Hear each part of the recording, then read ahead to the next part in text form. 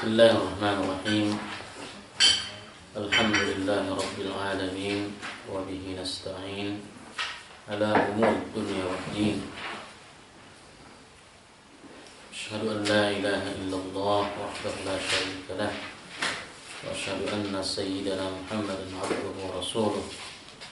Allahumma shalli ala sayyidina Muhammad wa ala alihi wa sahbihi wa man tabi'ahu ila yaumiddin, amma ba'du.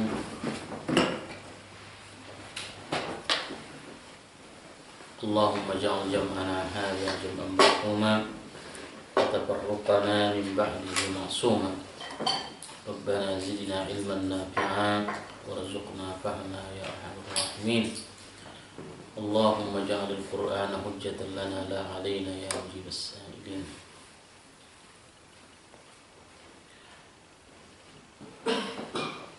Kita masih di ayat-ayat warisan. Di ayat kita yang lalu, baik ayat ke-10 atau 11, telah dijelaskan di sana bahagian yang diperoleh oleh anak, kemudian orang tua,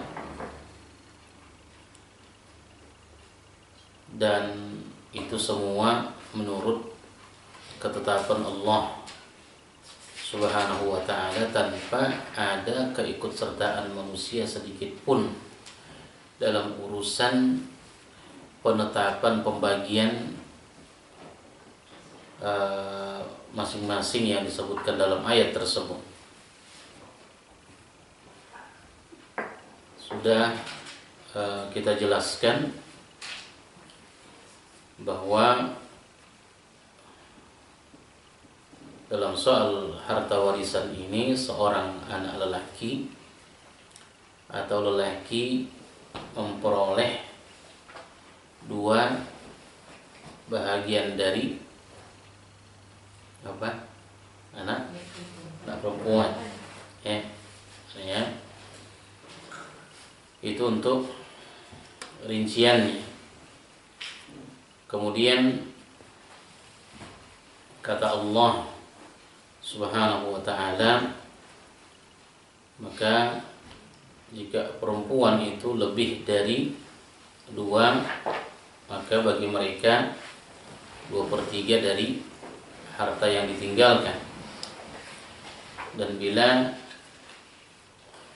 seorang saja, anak perempuan yang ditinggalkan, maka anak perempuan tersebut mendapatkan 1/2 atau separuh dari harta yang ditinggalkan. Itu bahagian anak, yang disebut dengan al-furu'. Karena kata para ulama, masalah warisan ini, kalau kita bicara si mayit, ke atas tu disebut furu'ul asl, maknanya ayah ke atas. Kalau ke bawah itu anak, anak ke bawah, itu disebut furu'. Jadi penjelasan ayat ke-11 ini adalah asal. Jadi ayah ke atas, kemudian anak ke bawah. Itu yang dijelaskan oleh ayat ke-11. Kemudian setelah dijelaskan bagian anak, baik anak laki atau anak perempuan, jumlah mereka, baru berbicara tentang bahagian orang tua, karena mereka yang lebih dekat kepada anak. Kata Allah, wali abawaihi, bagi ibu bapa masing-masing mereka mendapatkan 1/6 dari harta yang ditinggalkan. Tapi jika in kana lahu walad, bila anak mereka yang wafat itu mempunyai anak, yang mana cucu dia kan. Akan tetapi jika yang wafat itu tidak meninggalkan seorang anak, baik laki atau perempuan anak tersebut, dan yang mewarisi hanya ibu bapak saja, maka bagi ibu mendapatkan sepertiga dan sisa harta bagi bapak. Bapak senang di sini. Ya. Kemudian, fa in kana lahu ikhwah, jika si mayit mempunyai saudara. Saudara apa nih? Saudara seayah seibu atau saudara seayah sebapak maksudnya, atau saudara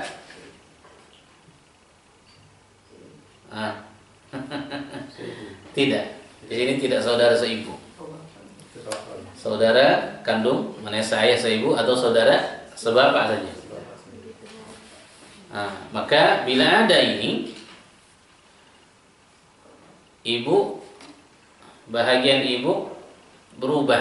Dalam bahasa Arab yatadarrar, adanya saudara dari yang wafat, baik laki atau perempuan, ikhwatun, saudara yang wafat, maka bahagian ibu berkurang. Yang patutnya dapat sepertiga kemudian menjadi seperenam. Semua itu kita katakan dibagi apabila sudah ditunaikan wasiat si mayit dan juga sudah dibayarkan hutangnya apabila dia mempunyai hutang. Ya. Itu yang kita sebut tadi bahagian furu'ul asal, baik ayah ke atas dan anak ke bawah, atau yang disebut nasab. Ya, maknanya mereka ini dapat karena pertalian darah.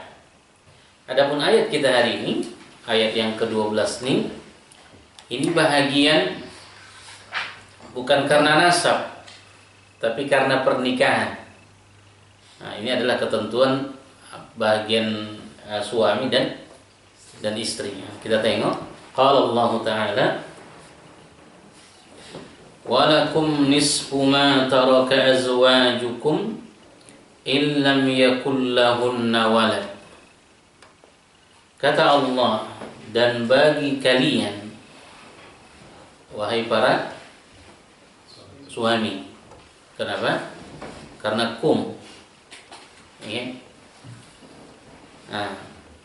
Dan bagi kalian, wahai para suami, kata para ahli tafsir, baik suami yang punya istri satu atau suami yang berpoligami. Oke. Dan lam di sini disebut lam tamlik. Lam lakum, lam ini disebut lam tamlik. Maknanya bagi kalian, berarti tamlik itu kepemilikan. Jadi bagi mereka, menjadi milik mereka, para suami itu, nisfu ma taraka azwajukum, seperdua dari harta yang ditinggalkan oleh azwajukum, istri-istri kalian. Azwajukum, kalimat azwaj dari segi lughah dia adalah mushtarak. Dia bisa dipakaikan kepada suami, juga bisa disebutkan dia kepada istri. Jadi zauj maknanya suami, zauj juga maknanya istri. Nah, cuman dalam bahasa sehari-hari orang Arab mereka bedakan, kalau zauj itu suami, kalau zaujah istri. Padahal Quran tidak membedakan itu. Ya. Bila suami mengatakan seperti saya, taraktu zauji fil bait. Saya tinggalkan istri, bukan suami di situ walaupun tidak ada tamarbuta. Nah, begitu juga istri mengatakan taraktu ya zauji ya fil mahal. Ya, kalau istri fil bait, zauj fil mahal. Nah, di makan amal ya. Baik. Jadi azwajukum, apa yang ditinggalkan oleh istri-istri kalian, illam yakul lahunna walad. Kapan suami mendapatkan separuh dari harta istrinya? Bila istrinya wafat, apabila para istri yang wafat itu tidak mempunyai anak, baik laki atau perempuan. Jadi walad di sini bukan dikhususkan kepada anak laki, tapi walad di sini baik anak laki atau perempuan.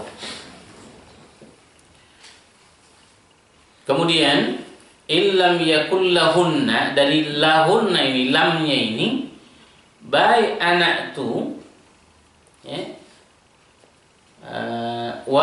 walakum nisfu ma taraka azwajukum illam yakul lahunna walad. Bagi kalian para suami, separuh dari harta yang ditinggalkan oleh istri-istri kalian yang tidak mempunyai anak, ya, yang tidak mempunyai anak, baik dari suaminya yang wafat. Kalau dia tadinya udah bersuami, ya kan? Maknanya baik si istri di sini mempunyai anak dari suaminya atau tidak. Ya. Kita ulang balik. Walakum, wahai para suami, kalian mendapatkan separuh harta dari yang ditinggalkan oleh istri-istri kalian jika mereka tidak mempunyai anak.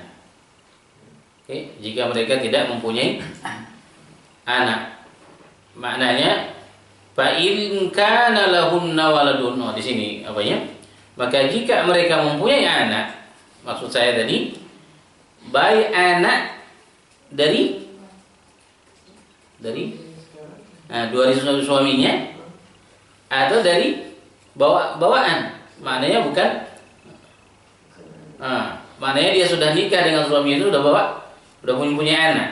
Jadi tidak mesti di sini anak dari suaminya, ya.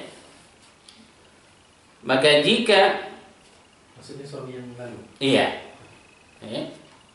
Maka jika dia mempunyai anak baik dari suaminya, ya kan? Atau maksudnya wanita yang wafat ini, jika dia mempunyai anak baik dari anak suaminya yang sekarang atau anaknya masuk dari suaminya masa lalu, ya. Itu makna lahunna, lam. Fa in kana lahunna waladun. Walad di sini baik anak laki atau anak perempuan. Falakumur rubu'u mimma tarakna, maka bagi kalian 1/4 dari harta yang mereka tinggalkan. Itu bagian suami yang disebut dalam istilah faraid atra. Kalau furu' tadi kita bilang ke atas itu ayah ke atas atau ke bawah anak ke bawah.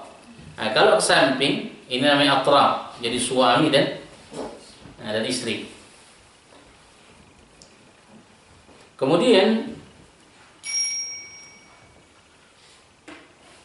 jadi kalau dia istri kalau telah bercerai dengan suami yang lalu tak apa-apa Ustaz. Jelas.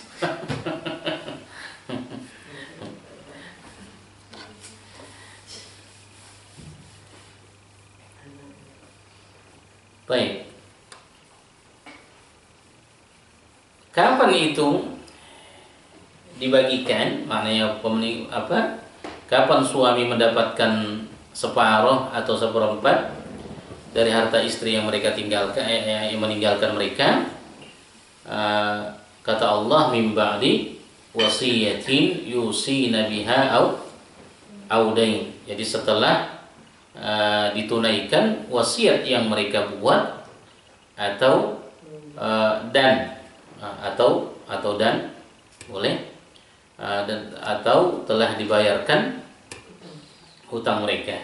Ini ketentuan atau kita bilang bahagian dari suami apabila istri itu yang wafat. Kemudian setelah dijelaskan oleh Allah Subhanahu wa taala berapa bahagian dari suami bila istri yang wafat, maka sekarang pindah pembahasan itu kepada istri. Berapa yang mereka dapatkan, ini juga mendapatkan ketentuan Allah secara khusus. Makanya disebut ayat ini ashabul furud. Ini adalah mereka-mereka yang wajib dapat. Kemudian kata Allah, walahunnar rubu', dan bagi mereka, maksudnya para istri itu, ar-rubu' yaitu seperempat, mimma taraktum, dari apa yang kalian tinggalkan wahai para suami, illam yakun lakum walad, jika kalian tidak mempunyai anak. Baik anak dari istrinya yang wafat, ya kan? Gimana? Baik dari jika dia tidak mempunyai, jika para suami itu tidak mempunyai anak. Baik, misalnya anak mereka atau anak bawaan, ya. Tidak ada itu sama sekali.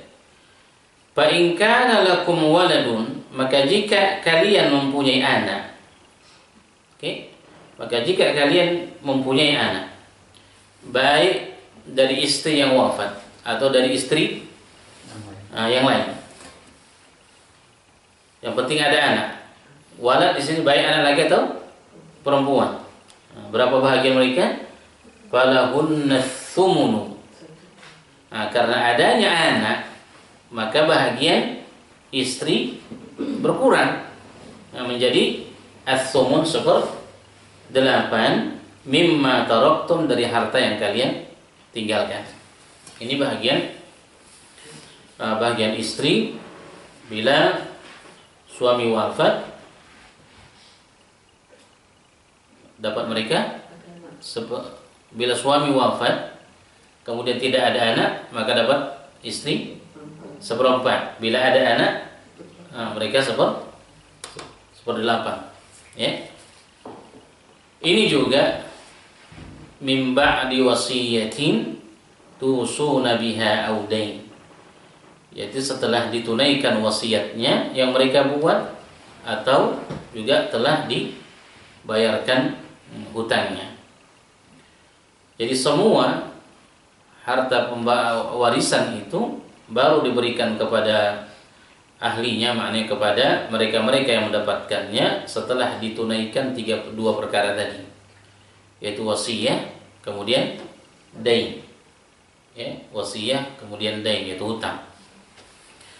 Di pertemuan kita minggu lalu sudah kita jelaskan kenapa didahulukan wasiyah dari hutang dalam ayat. Walau pada prakteknya didahulukan pertama kali adalah hutang, kan?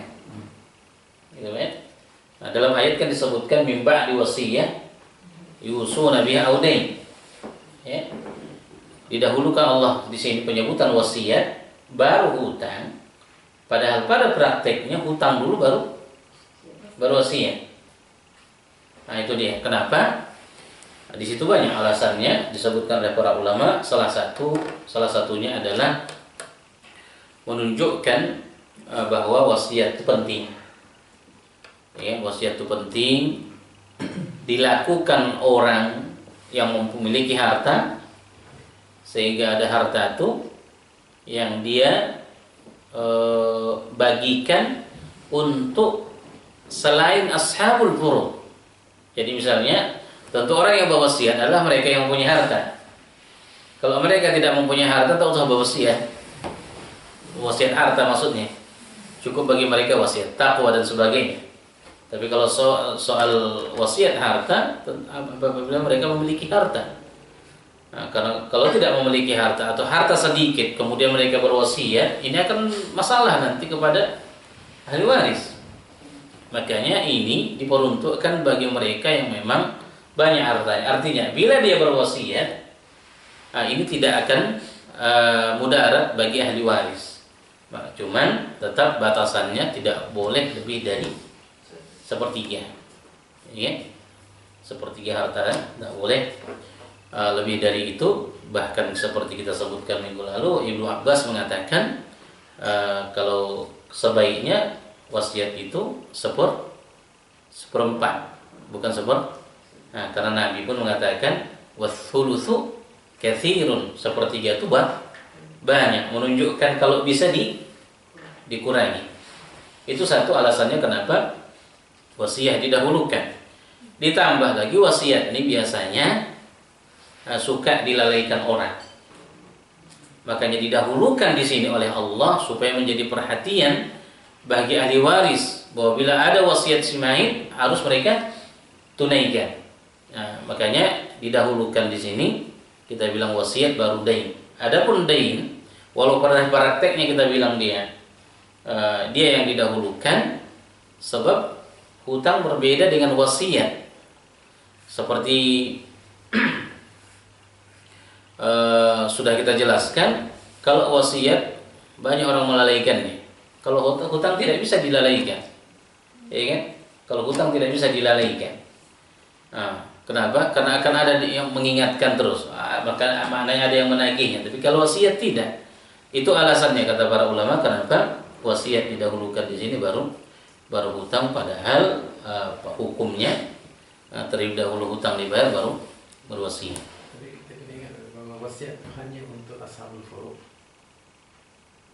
Fakat. Lah, al-wasiyah tidak didapatkan sama sekali ashabul furu'. Karena ashabul furu' maksudnya ahli waris, ayah ke atas, anak ke bawah, suami istri, ya kan? Ini tidak mendapatkan wasiat, Pak. Ya, itu tak wasiat. Enggak. Ini wasiat selain mereka. Nah, makanya si mayit kan, bila dia mempunyai harta yang banyak, bila dia tengok, ya, berwasiat dia, ashabul furud nih, mana keluarganya, bapaknya dan sebagainya tidak ada masalah, maka diharuskan bagi dia itu berwasiat, sebab wasiat ini pahala untuk dia. Jadi tidak semua harta yang dia miliki itu semua menjadi milik ahli waris. Tapi setidaknya ada wasiat yang dia peruntukkan untuk anak yatim yang tidak ada hubungan kerabat, untuk pembangunan masjid, maknanya amal ibadah untuk dia. Cuman tetap kata Nabi patokannya tidak boleh lebih. Jadi tidak ada wasiat bagi ahli waris. Oke, Pak?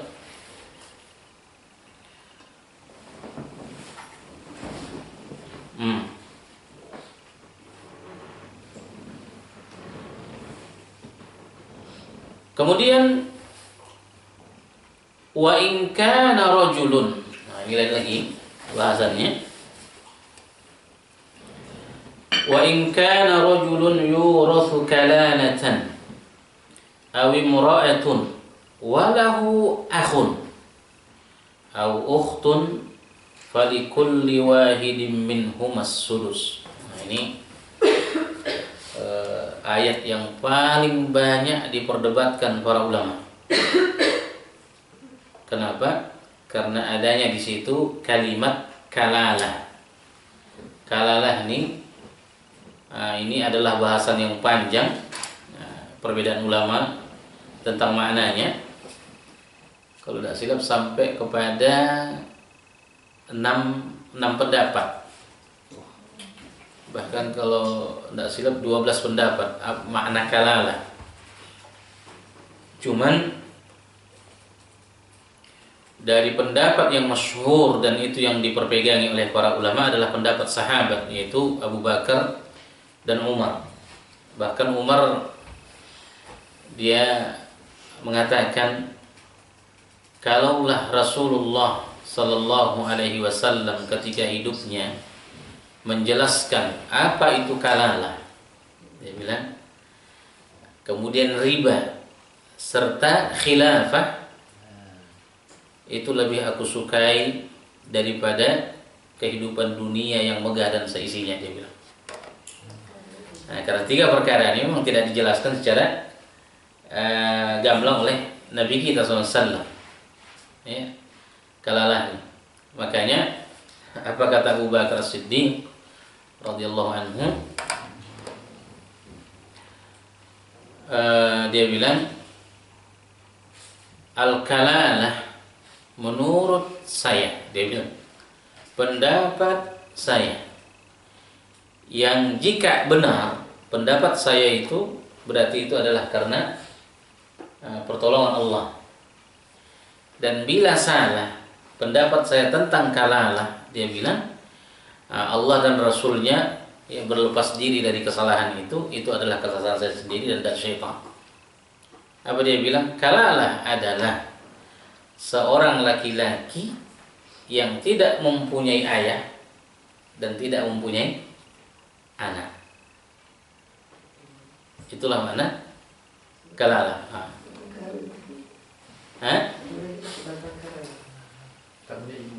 Nah, maknanya seorang laki-laki, seseorang yang ketika dia wafat, ayah tidak ada, anak pun tidak ada. Jadi furu' ini habis semua. Ya kan? Nah, bagaimana hukum mereka dalam soal warisan, itu yang akan dijelaskan ayatnya. Jadi kata Allah, wa in kana rajulun yurathu kalalatan.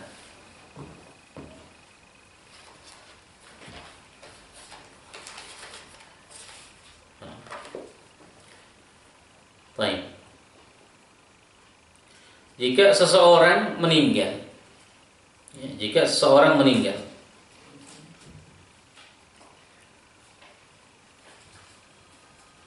baik laki-laki atau perempuan. Oke. Wa in kana rajulun yurathu kalalatan.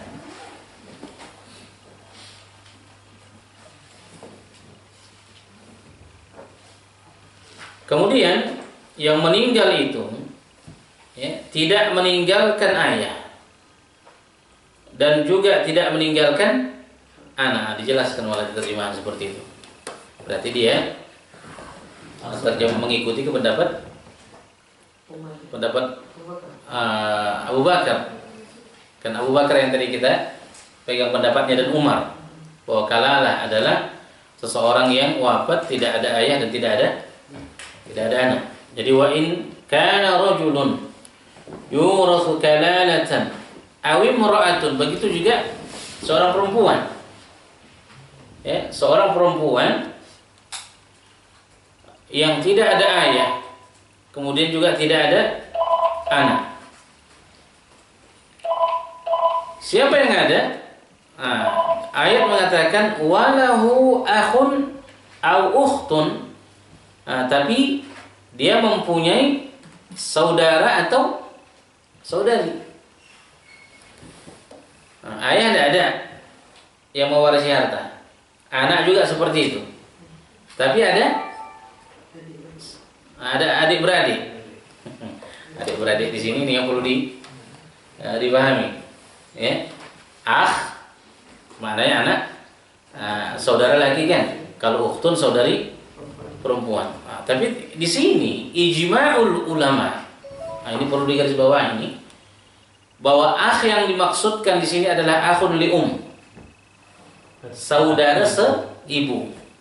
Karena saudara seayah, seibu dan saudara seayah saya sudah kita jelaskan di ayat ya kan? Di ayat 11. Maknanya ibu akan mendapat sepertiga kan dari harta apabila si mayit tidak mempunyai anak. Bila ada anak, ibu berubah menjadi mendapat seperenam kan. Begitu juga wa in kana lahu ikhwah, bila si mayit mempunyai adik-beradik kan. Adik-beradik yang dimaksudkan di situ adalah adik-beradik sekandung, seayah seibu atau sebapak saja. Sedangkan akhun dan ukhtun di sini ijma'ul ulama karena ayat tadi, nah di sana adalah sekandung atau seibu, sebapak. Akhun dan ukhtun di sini adalah saudara atau saudari seibu. Nah, jadi masalahnya begini. Jadi bila ada seorang laki-laki, ayah tidak ada, anak tidak ada, tapi mereka atau dia mempunyai saudara seibu atau saudari seibu. Berapa bagian mereka? Fali kulli wahidin minhumas sudus. Maka masing-masing ya bagi keduanya, baik saudara atau saudari seibu itu mendapatkan 1/6. Fa in kanu aktsara min dzalik, maka jika mereka lebih aktsara min dzalik, lebih dari seorang, ya, nah, mereka berdua atau 3 dan seterusnya. Nah, saudara seibu itu, nah, bisa 2 dan seterusnya atau saudari, ya kan? Kakak perempuan seibu atau adik perempuan seibu, nah, lebih dari 1. Nah, fahum syuraka'u fits thulus, maka semua mereka itu bersyarikat, ya, maknanya bersekutu fits thulusi, di mendapatkan sepertiga harta. Apa artinya? Apabila mereka lebih dari 1, maka dapat mereka berapa? Thulus. Mereka berkongsi dalam sepertiga, dan itu mereka bagi rata. Tidak dibedakan lagi di sini laki dan perempuan.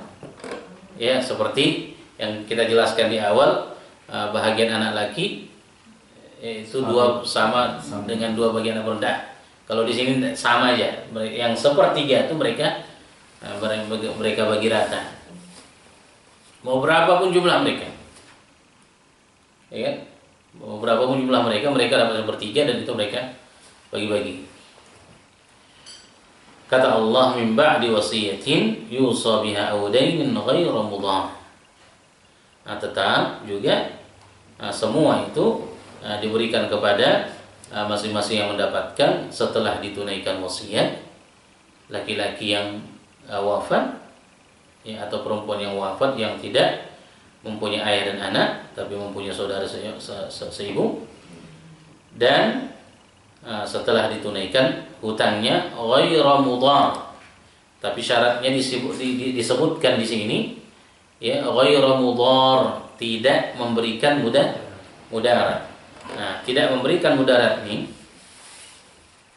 kata para ulama, salah satunya adalah semacam wasiat tadi. Artinya kalau wasiat si mayit melebihi sepertiga harta, ini adalah mudarat menurut ketentuan syariah. Ya. Jadi tidak memberikan mudarat, yang dimaksudkan di sini adalah mudarat menurut ketentuan syariah. Artinya bila lebih dari sepertiga harta wasiat seseorang, itu dalam pandangan syariat itu adalah wasiat yang memberi mudarat yang tidak boleh ditunaikan. Nah, tetap harus dilakukan ketentuan yang dibuat oleh Nabi Sallallahu Alaihi Wasallam. Bahkan menurut keterangan Ibnu Abbas, harus dikurangi dari sepertiga. Sebab Nabi mengatakan wathulutsu katsir, sepertiga itu banyak. Wasiyatan minallah, dan ini adalah ketetapan dan kewajiban dari Allah Subhanahu wa taala. Wallahu alimun halim, dan Allah Maha mengetahui lagi Maha Halim. Apa makna Halim? Maha lembut. Ya. Baik. Kemudian bahagian-bahagian yang kita sebutkan tadi, Allah tutup ayat itu dengan tilka hududullah. Nah. Kalau tadi kita jika wasiat lebih dari 1/3, dia mudarat. Iya. Jadi bagaimana kalau wasiat lebih, jadi bagaimana pelaksanaannya? Pelaksanaannya dikurangi imma sepertiga atau kurang dari itu. Yang mudarat adalah bila lebih. Bila lebih. Jadi yang lebihnya itu dikurangi. Jadi kalau misalnya lebih dari sepertiga, paskan sepertiga untuk wasiat semuanya. Tilka hududullah, itu adalah batas-batas hukum Allah. Maksud hududullah di sini, batas-batas hukum Allah, adalah pembagian-pembagian yang tadi untuk anak laki, ya, sama dengan 2 anak perempuan. Kemudian apabila anak perempuan lebih dari 1 orang, lebih dari 2 orang, maka mereka dapat 2/3. Bila seorang anak perempuan mereka dapat separuh, dia dapat separuh. Ya kan? Orang tua juga macam itu, masing-masing mendapatkan berapa? 1/6. Ya kan? Apabila tidak ada anak, tidak ada cucu. Tapi bila ada anak cucu, maka ibu dapat 1/3. Kemudian kakek mendapatkan selebihnya. Itu ketentuan yang dimaksudkan oleh ayat hududullah. Begitu juga bahagian suami, yang mereka mendapatkan separuh harta dari harta istri mereka yang wafat bila tidak ada anak. Tapi bila ada anak, maka mereka mendapatkan 1/4. Begitu juga para istri, mereka akan mendapatkan 1/4 harta apabila suami tidak punya anak. Tapi bila punya anak, maka mereka dapat 1/8. Begitu juga bila ada seorang laki-laki atau seorang perempuan yang wafat, tidak ada ayah, tidak ada anak, yang ada adalah saudara seibu, maka dia mendapat masing-masing mendapat 1/6. Ya, tapi bila mereka banyak, saudara seibu itu, mereka bersedekah atau berkongsi di sepertiga yang mereka bagi rata. Itu adalah hududullah. Itu adalah ketentuan dan batas yang Allah tetapkan. Maka kata Allah, wa may yuti'illah, barang siapa yang taat kepada Allah wa rasulahu, dan rasulnya, ya, yudkhilhu jannatin tajri min tahtihal anharu khalidina fiha, maka Allah akan memasukkannya ke dalam surga yang mengalir di bawahnya sungai-sungai. Dan kenikmatan itu bukan kenikmatan semu, tapi khalidina fiha, itu adalah kenikmatan sepanjang masa. Wa dzalikal fawzul 'azim, dan itu adalah kemenangan yang besar, yang agung. Jadi secara khusus di sini adalah janji Allah kepada mereka yang mentaati hukum-hukum Allah, terutama dalam ayat ini, yaitu ketentuan-ketentuan yang disebutkan. Baik kita terima atau tidak, ya kan, pembagian yang Allah sudah buat semacam ini, maka kita seorang mukmin harus sami'na wa ata'na.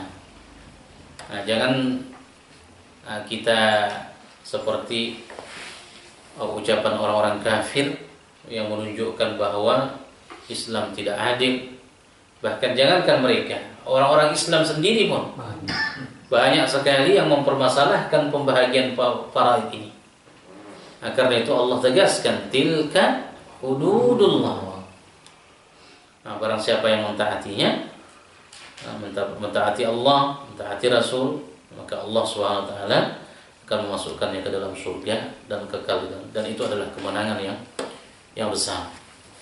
Sebaliknya, wa may ya'sillaha wa rasulahu, dan barang siapa yang bermaksiat kepada Allah dan bermaksiat kepada Rasulnya, wa yata'adda hududahu, dan melanggar ketentuannya. Ketentuan di sini ahli waris tadi, pembahagian warisan tadi, atau hukum-hukum Allah yang lain, yudkhilhu naran khalidan fiha, maka niscaya Allah akan memasukkannya ke dalam api, khalidan fiha, kekal dia di dalamnya, walahu adzabun muhin, dan baginya siksa yang menghinakan. Nah, di sini kembali Allah jelaskan bahwa siksa sifatnya apa istilahnya bahwa siksa dalam api neraka itu bukan hanya dirasakan oleh fisik kita, maknanya fisik kita merasakan panas, tapi siksa Allah itu juga menghinakan kita. Menghinakan kita. Kata para ulama, kenapa Allah tutup ayat ini dengan walahu adzabum muhin, siksa yang menghinakan? Sebab Allah Subhanahu wa taala, kata para ulama kita, akan menghinakan orang yang tidak mengikuti ketentuan-ketentuan yang Allah buat dalam hukum waris. Sebab salah satu ciri-ciri orang yang tidak ikut kepada ketentuan yang Allah buat dalam hukum waris, maka mereka akan membagi harta itu menurut hawa nafsu mereka. Sehingga ketika mereka bagi harta menurut ketentuan mereka masing-masing, maka ada yang dihinakan di sana, akan ada yang mereka tonjolkan di sana, yang mereka utamakan. Seperti orang jahiliyah, mereka dalam hukum waris sangat menghinakan perempuan, menghinakan istri, menghinakan anak perempuan yang apabila wafat ayahnya atau suaminya, maka kedua-dua mereka ini tidak mendapatkan apapun. Makanya mereka menghinakan betul posisi anak laki dan perempuan, sebuah anak perempuan atau istri. Jadi walahu adzabun muhin, mereka yang berperangai seperti itu, mereka tidak saja menahankan panasnya api neraka, tapi juga mereka akan merasa hina, dihinakan oleh Allah dengan siksa tersebut. Jadi tilka hududullah, ketetapan Allah ini adalah ketetapan yang baku, yang tidak boleh berubah dan tak boleh kita ubah.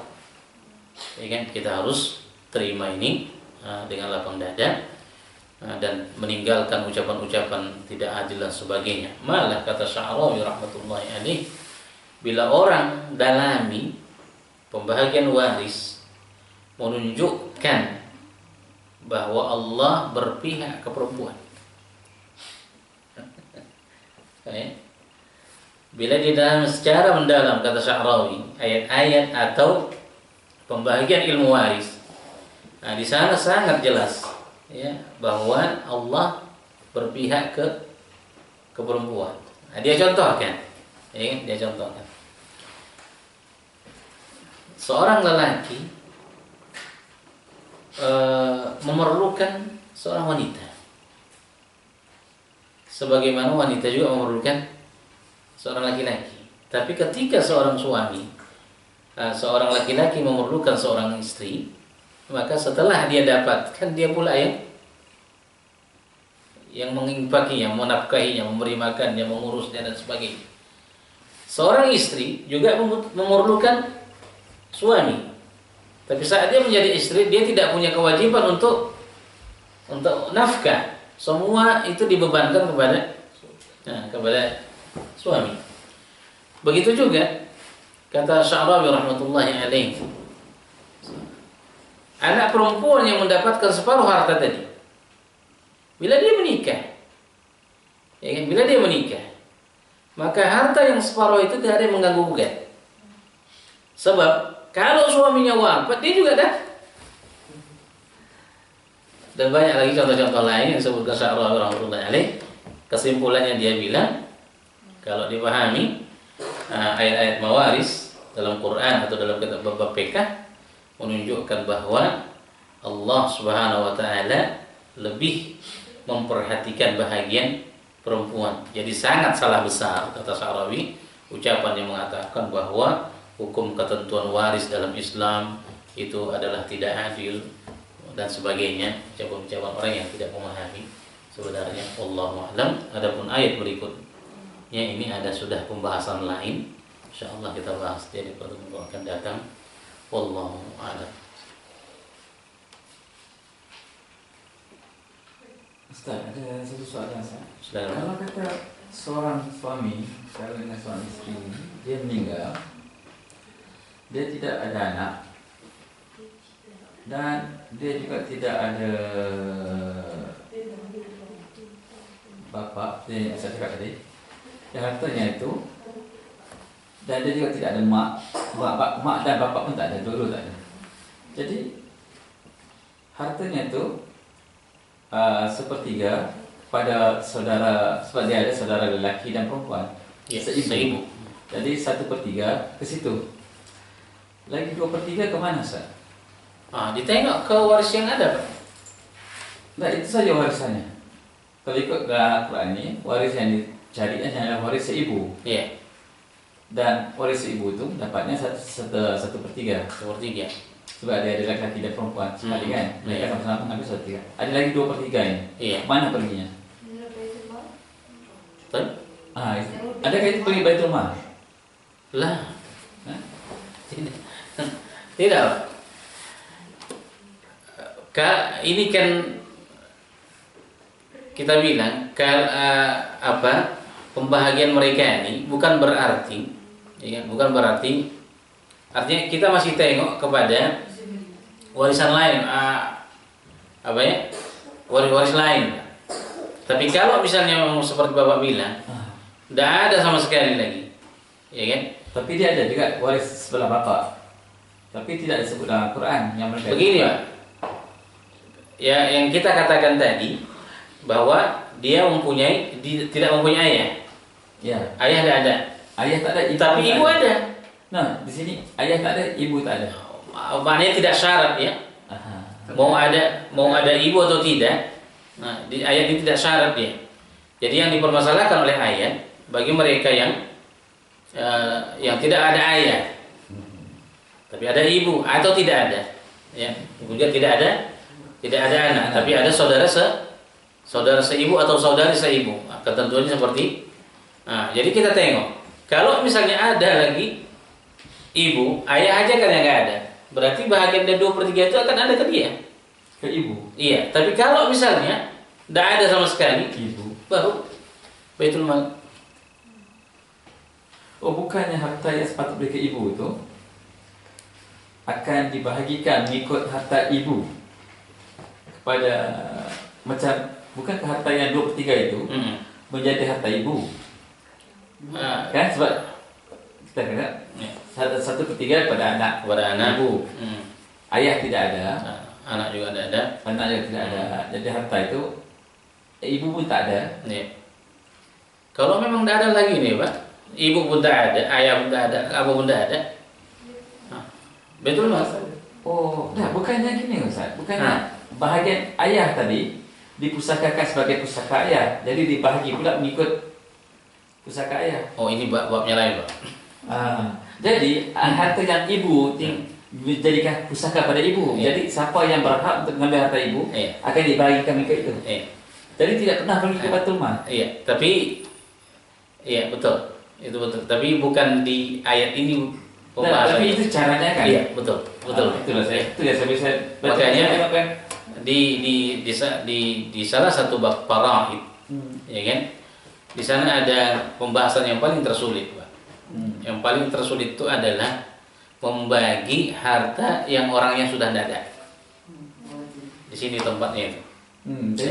Dan itu dibuat harta iya. Harta pusaka orang itu. Iya. Jadi ketika dibagi seolah-olah mereka semacam hidup balik. Yes. Ditentukan Cari waris-warisnya. Iya. Itulah. Jadi itu bawa paham. Itu seperti yang saya paham. Iya. Betul. Lagi Ada ayat nih masuk tiap ayat tadi, ayat tidak meninggal. Iya. Tapi kan ada harta yang tersisa. Menjadikan pusaka ayah. Jadi balik-balik harta yang tinggal itu jadi harta pusaka ayah dia. Siapa yang layak harta pusaka ayah dia tadi akan dapat Dicari bawah. Cari bola. Iya. Cari kumpul balik. Satu lagi soalan. Aku soalan. Astagfirullah. Oke. Soalannya, di mana datang dalil yang dikatakan mengenai harta sepencarian? Tak ada dalil itu. Harta apa? Itu ada kita tengok mana ya. Harta apa? Harta pencarian. Macam kita sekarang ni, macam isteri saya tak kerja, tapi dia kerja. Dan saya nak bagi setiap apa yang saya bekerja ini separuh memang duit dia. Itu memang ikhlas saya. Separuhnya memang duit dia. Jadi kalau saya meninggal, apakah bisa duit itu dibahagi separuh dahulu? Ya. Sebagai harta pencarian. Yang separuh hak saya itu baru difaraikan. Nah, di sini Ada tak itu dalam Islam? tidak ada, Pak. Tidak ada dalilnya. Zarudin kata tak ada. Ustaz Zarudin kata ada. Ya, ini adalah akal-akal manusia. Atau bukan akal manusia. Ini adalah peraturan daulah. Itu adalah peraturan daulah, peraturan pemerintah. Di Indonesia pun macam itu. Oke. Ya. Jadi satu lagi soalan. Artinya kalau dari segi dalil tidak ada. Tidak ada. Makanya pernah kita tanyakan di sini. Itu baik. Kalau Ustaz. itu jangan diamalkan. Jadi Ustaz kata ini adalah peraturan daulah. Nah, saya nak tanya lagi satu soalan. Faraid, adakah dia adalah ta'zir atau dia adalah hudud? Apa? Ada dia undang-undang ta'zir atau undang-undang hudud atau undang-undang yang lain? حجمنا الحكم Ah. العقوبة من الحدود ولا من التعذير؟ Ya. Kalau dia adalah ta'zir, dia pemerintah berhak untuk mengubah sedikit. Contohnya ta'zir ni kalau macam orang mencuri yang ringan-ringan ni, pemerintah bisa meletakkan apa saja hukumannya, RM1,000 ke penjara kan. Dalam bab hukum faraid, di mana klasifikasinya antara undang-undang Islam ni? Undang-undang Islam kita tahu secara besar adalah undang-undang hudud yang ketetapannya tidak bisa diubah, dan undang-undang ta'zir yang ketetapannya bergantung pada daulah, kerajaan. Hudud tidak termasuk faraid kan? Faraid masuk di sini kan? Di ta'zir. Lah. Okay. Itu ayat yang selebih yang saya nak tanya itu yang saya nak tanya. Tapi di sini dalilnya mengatakan hududullah. Tilka hududullah. Maknanya adalah Jadi ini masuk dalam undang-undang hudud nih. Ketentuan bukan hudud nih, Pak. Kalimat hudud ya. Dalam istilah fiqh itu akan lain. Oke, lain pula. Itu lain itu. Hudud ni, dia dikata had di batasan. Jadi ketetapan 1/2, 1/2/3, 1/4, 1/4.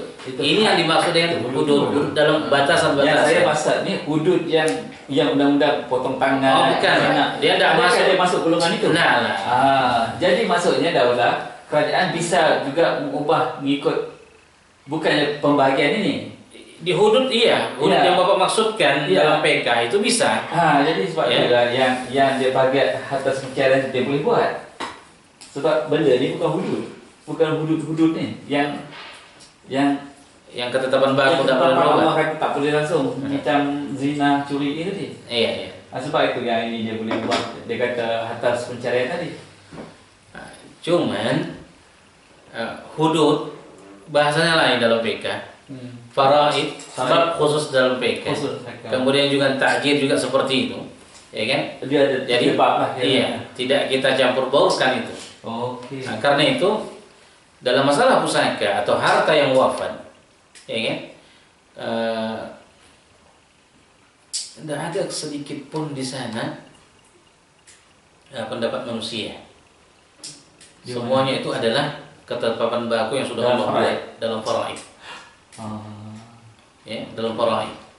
Walau memang dalam Quran yang dijelaskan cuma ashabul furud, mereka yang wajib dapat saja, Pak. Nanti kan bahasan faraid kan panjang dia, ya. Jadi bukan bahasan ini saja, tapi nanti kalau bisa kalau kita tengok buku PK bahasan dia sangat panjang. Dan semua itu adalah mengacu kepada ketentuan Allah baik lewat hadis Nabi SAW. Jadi istilahnya dia tidak dimasukkan kepada hukum hudud. Oke. Jadi jalan yang terbaiknya untuk isteri kita, because macam sekarang kita buka account, macam saya buka account joint account, maksudnya account bersama. Maksudnya harta saya dalam account saya ini adalah 50% saya, 50% istri saya. Berapa jumlahnya? Itu maksudnya. Jadi saya sudah dari segi undang-undangnya, saya telah pun bersetuju untuk membagi dua di waktu hidup ini. Okey. Dan bila saya meninggal pun, undang-undang ini akan mengatakan bahawasanya isteri saya akan mendapat 100%. Sebab dia ada menambah kedua dalam joint account ini. Tapi kalau dari segi saya mengatakan separuh duit ini memang duit dia, dan separuh ini duit saya. Jadi kalau saya meninggal, isteri saya bisa mengambil duit itu, diambil separuh, dan separuh lagi difaraidkan. Adakah? Inilah ketentuan yang tidak ada, Pak. Tidak ada. Dan kita tak boleh buat gitu. Tidak ada dalilnya. Tidak ada dalilnya. Tapi karena tidak ada dalil maka kita tidak buat. Jangan buat gitu ya. Yang ada adalah, ya kan, sebelum harta dibagikan, harta yang wafat, suami misalnya wafat, ada harta, ditengok, ada di sana kepemilikan istri yang tidak boleh kita ganggu-gugat. Ya kan? Misalnya hibahnya suami. Tapi itu semua waktu hidup. Ya, sewaktu hidup dia berikan. Misalnya rumah ini atas nama istri. Ya, memang pemberian cuma-cuma, atau kendaraan atau apa, atau perhiasan yang kita belikan untuk mereka. Ketika kita wafat ini tidak akan difaraidkan. Tapi kalau saya sudah berjanji, kalau saya sudah hebahkan daripada awal, saya kata bila saya bekerja, selagi saya berkahwin dengan awak, saya bagi saya 50% gaji saya untuk awak. Tidak kira lah. Jadi selagi saya bekerja, saya hidup. Memang ini setiap bulan itu tidak saya mengaku tiap kali lah. Saya dah kata dah daripada mula. Saya kata gaji saya memang saya bagikan awak 50%. Adakah itu dikira hibah juga? Begini Pak, hibah nih, ya kan? Satu, niat perlu dikoreksi di sini. Kalau ada niat dalam hibah, tujuannya biar nanti yang patut mendapatkan warisan itu tidak dapat, ya kan? Atau berkurang jatah mereka dan sebagainya, ini salah. Ini satu yang perlu diperhatikan urusan hibah. Yang kedua, hibah dia harus tamlik, memang harus langsung dinampakkan. Kalau memang berupa harta harus ada hartanya. Kalau memang berupa barang harus ada barangnya, ya kan? Jangan kita katakan pokoknya separuh dari ini tidak jelas. Ya, itu tidak jelas.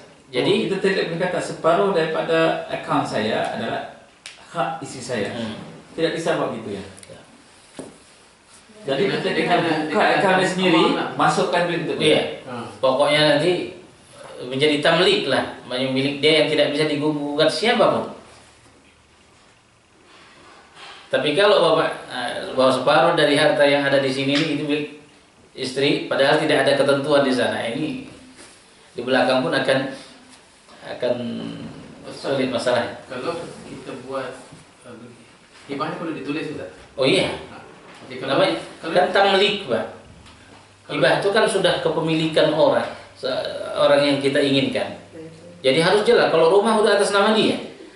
Tapi kalau gini Ustaz, kalau macam kita perniagaan, bekerja dan berniaga sama, kita berkongsi hasil. Ya.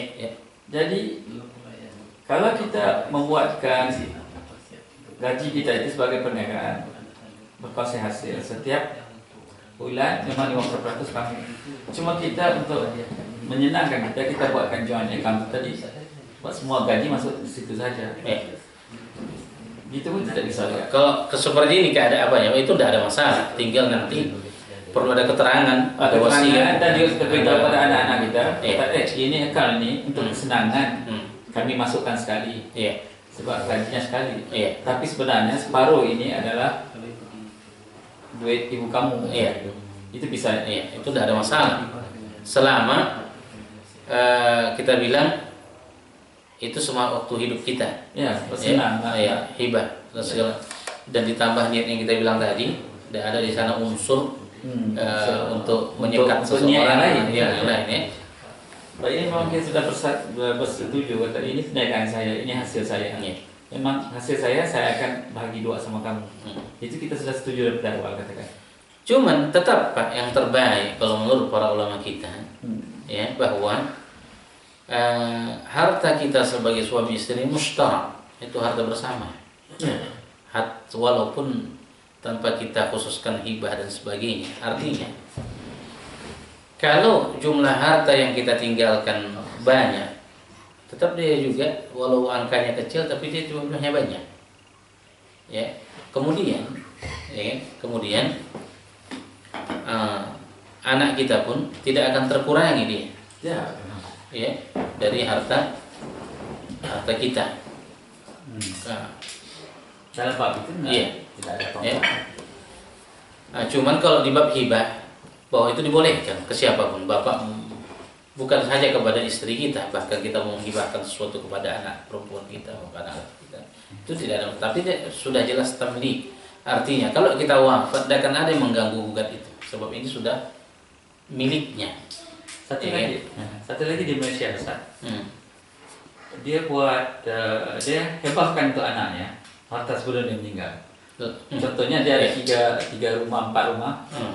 Dia kata okey, rumah ini untuk dia ini, rumah ini untuk dia ini, rumah ini untuk dia ini. Tapi dia sudah buat surat semua, surat wasiat.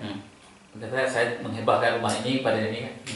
Cuma dia tulis itu, selagi saya masih hidup, saya menjadi orang yang penjaga harta ini bagi pihak mereka.